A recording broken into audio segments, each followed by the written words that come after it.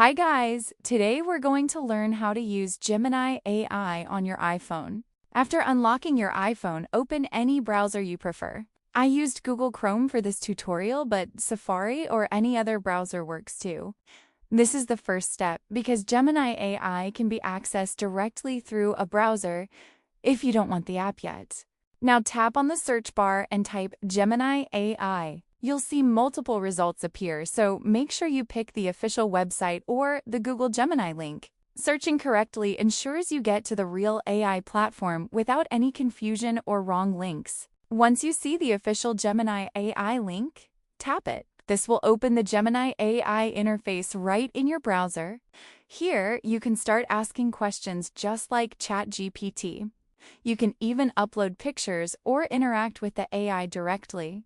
Now tap the input area and type any question you want. Gemini AI works similarly to ChatGPT, giving you text-based answers or generating results. It's super easy to use and you can explore all the features exactly like the desktop or app version.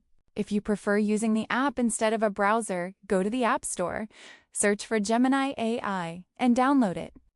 This way, you can access Gemini AI anytime directly from your iPhone without opening a browser.